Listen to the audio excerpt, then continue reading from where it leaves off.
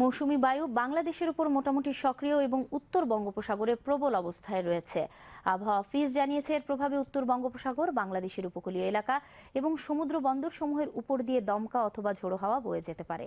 চট্টগ্রাম, কক্সবাজার, মোংলা ও পায়রা সমুদ্র বন্দরসমূহকে ৩ নম্বর স্থানীয় সতর্ক সংকেত, আমি আবার বলছি ৩ নম্বর স্থানীয় সতর্ক সংকেত দেখিয়ে যেতে বলা হয়েছে।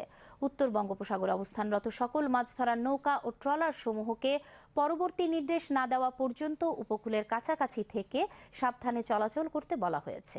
এদিকে আগামীকাল সন্ধ্যা ৬টা পর্যন্ত আবহাওয়ার পূর্বাভাসে বলা হয়েছে, রাজশাহী, খুলনা, বরিশাল ও চট্টগ্রাম বিভাগের অধিকাংশ জায়গায় এবং রংপুর, ঢাকা, ময়মনসিংহ ও সিলেট বিভাগের অনেক জায়গায় অস্থায়ীভাবে দমকা হাওয়া সহ হালকা থেকে মাঝারি ধরনের বৃষ্টি অথবা বজ্রসহ বৃষ্টি হতে পারে। এছাড়া সারা দেশের কোথাও কোথাও মাঝারি ধরনের ভারী থেকে ভারী বর্ষণ হতে পারে। সারা দেশে রাত এবং দিনের তাপমাত্রা সামান্য হ্রাস পেতে পারে। আজ দেশের সর্বোচ্চ তাপমাত্রা রেকর্ড করা হয় রংপুর, সিলেট ও নীলফামারীর ডিমলায় ৩৪ ডিগ্রি সেলসিয়াস। রাজধানী ঢাকার সর্বোচ্চ তাপমাত্রা রেকর্ড করা হয় ৩২.৯ ডিগ্রি সেলসিয়াস।